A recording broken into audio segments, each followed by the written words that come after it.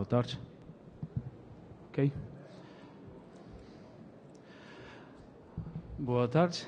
Sinto muito, eu não falo português. Then I will give this presentation in English.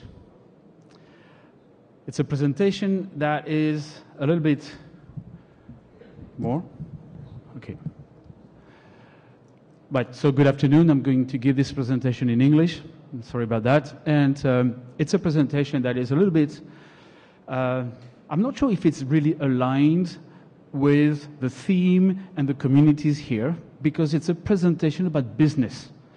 And that's why for the last couple of days I've been wearing a tie, because it is about business, not about just coding. And I'm not going to pretend I will talk about developing software. No, I'm just showing you that I'm going to tell about how to make business, not how to make business with software, but what it takes to make business with software. And the situation we are here today is the result of a long history. So I will cover 2/3 of my presentations, maybe on the history and the mechanisms that explains how the software industry is working today from the perspective of the open source software. And then, in the end, we will get to the lessons very naturally. So let's get started with what I have here, free software and open source models.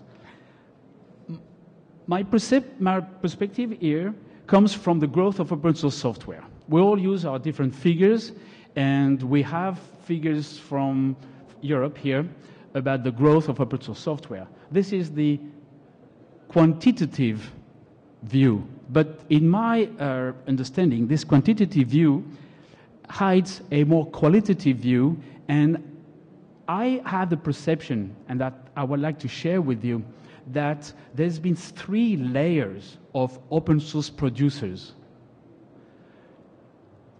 The first layer started 30 years ago, when Richard Stallman sent that email that said, I'm going to create a new Unix software.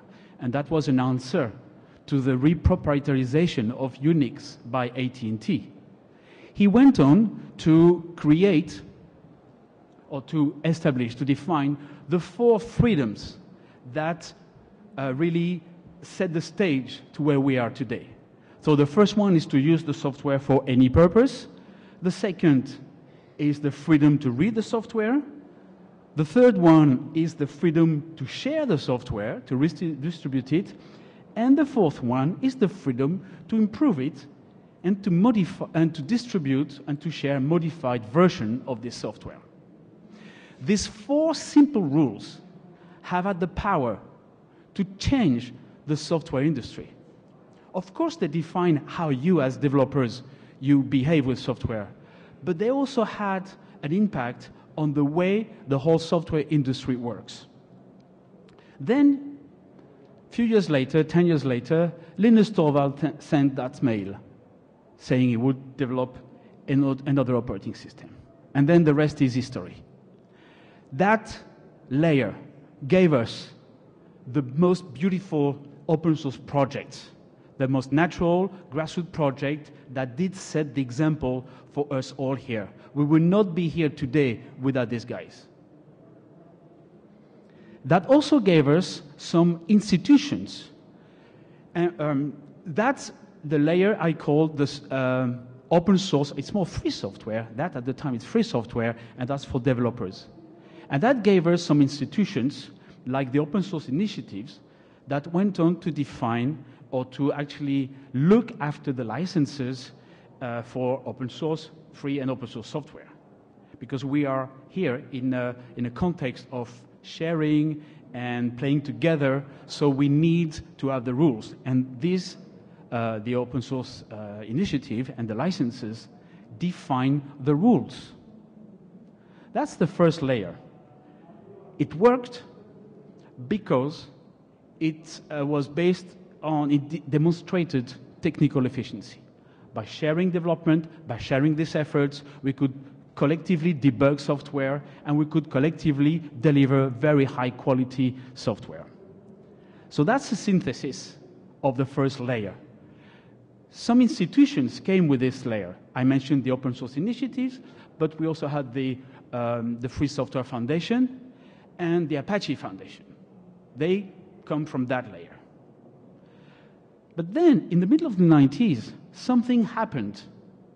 For some reason, free software found its way really into business and became commercial open source. To the point that, if I look at the enterprise software, which really was 3/4 of the software industry in terms of revenue, each product category that were defined by proprietary vendors were challenged by open source vendors, to the extent that some proprietary vendors literally disappeared. Think of business object in business intelligence. Think of vignette in document management, etc. That gave us a bonanza of startups and small open source companies, pure play open source companies that did play more or less openly with the open source business model, I agree, but that did create an opportunity for them, and they today took us to where we are today. Of course, there's been some skepticism. Many people, and I'm sure you've had this question, but how do you make money with free software? Well, there is a reason, because free software or open source software has a business model. There's a real business model that can help companies actually make money. It's based on selling complementary products, it's based on selling additional services, and it's based on selling what I call an insurance, which are the subscription services. And the insurance business model is not a bad business model. So we have an actual business model for open source software, and that's the reason why we're still here today. To the point that some companies, that the big companies you see there, that you would not identify with open source software or free software, well, these people are investing millions of dollars or euros in open source software. They have people working full-time on open source software. If you look at the top right logo there, well, the president of the Apache Foundation is a full-time employee of Microsoft. Why? Because these big companies have a strategic vision. They don't tell you, oh, what do I do with free software? No, they know that free software and open source is part of an industry strategy. That's what I call the layer and open source for the entrepreneurs. It worked because, as I said, there is a real business model and it provides business efficiency. Some think of open source like free marketing or it works. And that's the synthesis. And we've had institutions built from that period. The Eclipse Foundation is built from that period. Even the Linux Foundation, as we know today, is from that period. OW2, my organization, is from that period. And we are dealing not only with developers, but with companies. And then something happened around 2010. Cloud computing. Actually, it did take many people by surprise. We've been talking about computing on-demand computing, etc., for ages, for 20 years. But suddenly, it coalesced, and we had cloud computing. But cloud computing brings a different dimension with us. This is not a prison, as someone asked me if it was a prison. It's not a car factory either. This is the Google data center 50 miles south of Brussels. We're a long way away from developing in a garage. This is becoming an affair of big business. And big business, some of these big business are still powered by open source. Look at these names. They are all using open source. These businesses are powered by open source. So, but what do they do with open source? Do they just use it, like I see so many people do it? No, because they are leaders. They have a strategic vision, and they understand that to keep the technology going, they have to share it. So some of them are open sourcing their core technologies. That's what Facebook is doing with Open Compute. That's what Yahoo has done with Hadoop. And they are creating this new layer where they understand that to push the technology and to push technology in a context where everyone is dependent on other companies, where technologies are hybrid, heterogeneous, etc., they have to share it, and they have to push the innovation in a way that I call ecosystem-based innovation. And they use open source software because it's a good vehicle to cooperate without having complex IP negotiations. And we have many examples. I'd like to take your attention on one point here, and it is that each of these ecosystems, I'm going to show you a couple here, are all developing in the framework of an open source organization. Hadoop is within the Apache Foundation. Genevieve for in-car infotainment is developing within the Linux Foundation. Open Daylight for software-developed network, for software-defined network, is developing within the framework of the Linux Foundation as well. PolarSys for embedded software is developing within the framework of the Eclipse Foundation. We have our own at OW2, and of course, the key example of bringing people to work together with a governance is OpenStack, where OpenStack, having a certain critical mass, they could afford to create their own foundation. OW2 was with OpenStack when they announced it in July 10. We issued the first press release saying we were supporting it. And then we saw the discussion, because there were tensions. Many companies working together need some governance. They need some rules. They could have joined another organization. They were so big, they could afford to create their own organization and their own governance.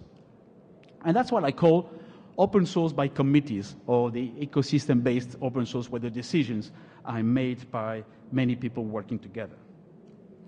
And it works, because strategically, it is efficient, because it enables people to share a common vision of the market and to avoid investing in directions where they will find all on their own and lose their investment. So by working together, they are all building the market of tomorrow and making sure that they maximize their return on investments. And they use open source. That is another dimension here. And I put it this way, where we had the OpenStack, and today many organizations are following that trend by helping groups of companies, ecosystems, to work together. And by the way, I invite you to stay to the next presentation, which is exactly an illustration of what I'm saying here. So those are the three layers, the evolution. But now let's see how it works, because this is just a description of what we have. But how did it work? What were the mechanisms that took us there? First of all, remember, I'm talking about the software value chain, but software is code. It's text, basically, generated from a keyboard or from a machine, but something you can at some point read. But when you want to do business with software, then this software becomes a product. And the product is, what is a product? It's not just the code. A product is something much more complex. It's something that comes with everything that an average user expects to see. Documentation, training, roadmap, even some contracts, even some pricing. And everything that's next to the code is probably more important sometimes, and I'm sorry to say that here, but it could be even more important than the code itself. Let's look at a real-life example. You all know this company, And you know that the American companies, they have to publish their account, and this is a Form 10K that anyone can download from the website. If you look at the revenue of this company, you see that at the bottom line, they do $38 billion in revenue, of which 8.5 billion in new software licenses, etc. If I look at the percentage there, you see that there are some hardware, because this company is Oracle, and they acquired CERN, and that's the business, the CERN's business that is represented here on the hardware lines. But if you look at the percentage, look at the top right of this graph, you do realize that if I look at the whole revenue, 38 billion, the software are the top 5 lines. So if I take the top 5 lines to the right, and you see they represent $29.5 billion, you realize that the licenses, including software product licenses, even cloud SaaS, I'm taking this kind of subscriptions in there for good measure, even cloud IaaS subscriptions, they represent just like a third of the whole revenue. 2/3 of the revenue, the software revenue of a company that is a real good example of a software vendor, come not from software licenses, but from everything that's around. So that takes us back to the value chain. Research and development delivers code, POCs, etc., demonstrators. But then the market wants more. The rest would not exist without the code. It's absolutely fundamental. But it's the rest that gives this code market value. And the rest is what people call marketing, which is done with people wearing ties and suits. And in the case of open source software, users not only expect that, but they also expect predictability. They expect to trust the software. The difference between what the research and development delivers and that is what I call the delivery challenge. And we are all confronted to this delivery challenge. So that's one thing about the value chain, where we have to think where we are when we are developing. But there is more. There is more if I want to look at this layer 2 and 3. I'm going to borrow a model by a Harvard professor, Clayton Christensen, that wrote a very interesting book, The Innovator's Dilemma, and this model is the model of the disruptive innovation theory. That's the framework. The vertical axis represents the functionality of a software or of a technical artifact. The horizontal axis represents the time. And the dotted line you see across represents the growing maturity of the users. They grow slowly, because it's not their job to learn how to use technology. So they adopt the technology, and then they become more proficient in using it. Now, what happened with the technology, with the first wave of proprietary vendors? They entered market categories, business intelligence, document management, BPM, etc., you name it. They invented the product category, they invested, they trained the users. And would they compete by lowering the prices? No. They compete by adding functionalities. And that's what the line that goes up represents. It represents them adding more and more functionalities until they go beyond what the users are capable of absorbing. And they become irrelevant. But having done that, they paved the way for the second generation. And that second generation were the open source software vendors. They got into a market that was already defined with existing standards, existing components. They had to put everything together. Some code was existing. They only had to go and grab customers. That's how the second layer materialized. But how did the third layer materialize? Well, I can use the same thing, same model, and by using the IaaS product category in cloud computing. We've had the original vendors, proprietary vendors, Amazon, VMware, Microsoft. What happened is the reaction, the followers entered the market much, much faster because they'd learned from 10 years before. So the next line starts at the same time. And it develops. But what we know is that the OpenStack, the CloudStack, and the Open Nebula, all these collaborative projects, we know they deliver something, but they're not there yet, because users often complain that it's not totally usable. So who closes the gap? Leaders. Leaders that do what? They take these technologies that are developed there, and they package them into distributions. In a way, they productize them. And these are the distributions that people use. The cloud distribution by Red Hat, by HP, etc. And in fact, they have behaviors that are a little bit proprietary. So that's the third wave, and that's where we are today. So, now, what about our lessons? I have 4 simple lessons. The first one, as you've already understood, code is only a fraction of the software value chain. It's the whole value chain that really creates the market value for the piece of software. The users want a full business proposal, and we know that the average decision maker wants a value proposal that they can compare with proprietary vendors. That's something we have to bear in mind. The second is that collaborative efforts, collaborative coding, collaborative innovation, even R&D, does not deliver market-ready offerings. It does create good technology. It just invents technology. But it's a technology that only professional software engineers, people like you in this room, can use, but not like people out there in town. The average manager does not know how to integrate this.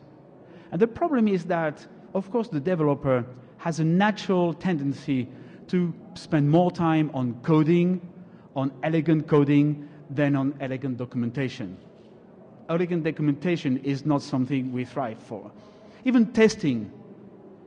So, of course, there is some testing that has to be embedded in the way you develop, but even that is a bit something that they don't look forward to doing.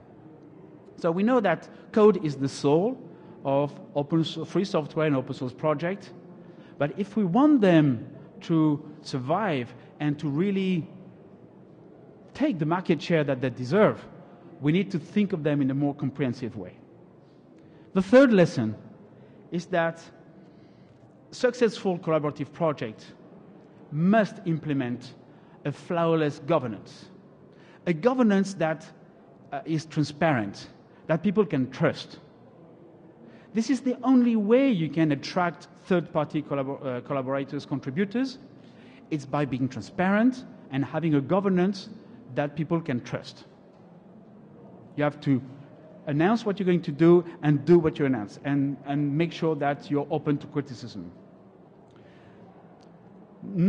And it's not only for the contributors to the core code, but since we are in the age of platforms, we want people to complement, to develop add-ons, plugins, etc. to the applications.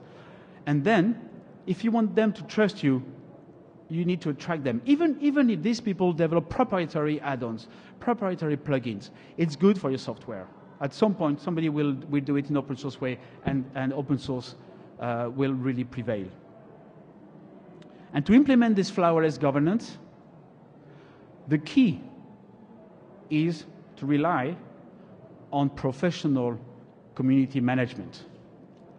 Professional community management that is accountable to its community, that publishes results and really is accountable. So there is no room anymore for amateur, because you remember the big companies that work together, they're not here just for fun. They're here for real business, and real business has to be totally transparent and professional. So that's the role of some of the organizations.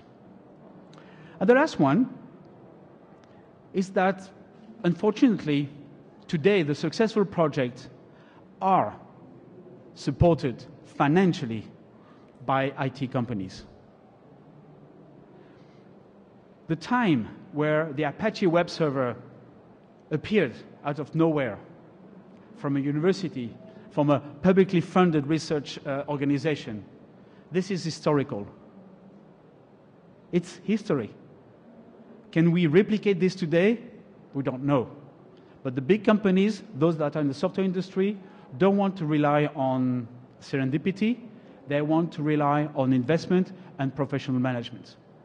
So they have their own marketing people, designing the roadmaps, being paid for to look after this project and to contribute, because they can't afford to have some open source project that could take them by surprise. That's a strategic vision. So I know it's a bit difficult from the standpoint of the individual developer. So let's look a bit further. Having said that, what do we have? Beyond enterprise software, we have to look beyond enterprise software because everything I've mentioned here was in fact determined by this vision from the standpoint of enterprise software. And again, for the simple reason that it is where most of the business is made, most of the resources are. But you have to look at IoT. Today, IoT is different because in Internet of Things, you have the things. And the things are things that depend on the usage. A BI platform, business intelligence, you can use it in any sector, transportation, distribution, healthcare, government.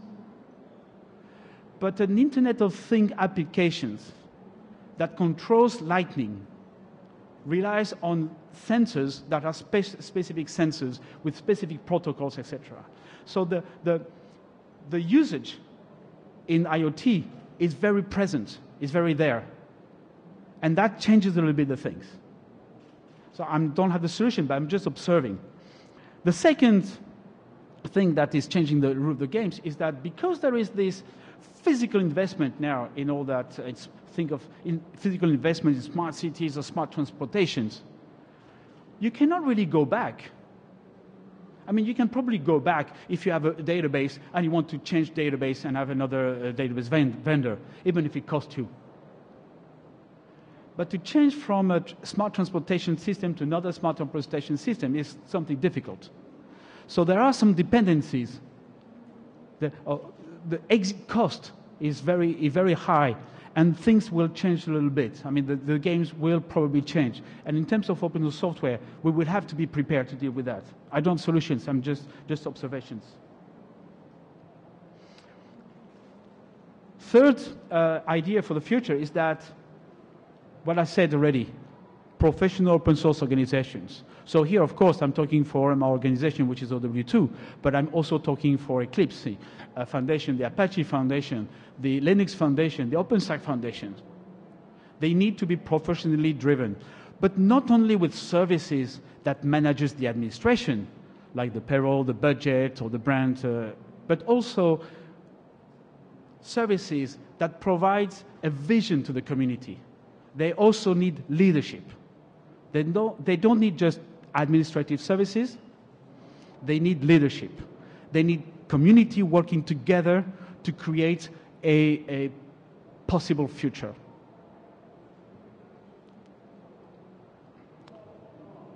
Next, and the last idea for the future, is that when you look at the industry, and again, I'm talking from the point of view of the industry, these companies are investing money there. You see some vendors that are everywhere. They are in all the foundations, in all the collaborative projects. You have other vendors that are specialized and very visible and in control of one project, maybe. And then you have the other vendors that may be small vendors, very dedicated to one ecosystem, very visible, bringing a very key technology, but without so much market power. And I think that in the next 15 years, we will see a recomposition of the industry around these mechanisms. And I think we will have some of the big leaders regaining maybe their big leadership. So the question for us is, if we go back to the early 80s, and those 30 years we've been through with open source software, thinking we would change the game in software, we have to bear in mind that the incumbent vendors, they're not stupid. They look at us, they invest, and they will embrace open source software. So what will be our future in there? I don't know yet, but we will have to create it ourselves. So that's my talk today. The result where we are today is a combination of at least 3 layers, historical layers. So open source and free software is not just one black box brand entity. There are different culture, different interests that make what open source is about today. That results from certain mechanisms that we have to understand that are based on innovation, creating new technology, and competing within each other. I've tried to put together 4 lessons. That code is the basis, but it's not enough. That ecosystems develop more than the technology, but they need to develop more, and some people are there very opportunistically to grab what is developed and make money out of that. So we need to understand all these mechanisms to regain control of our future. Thank you very much.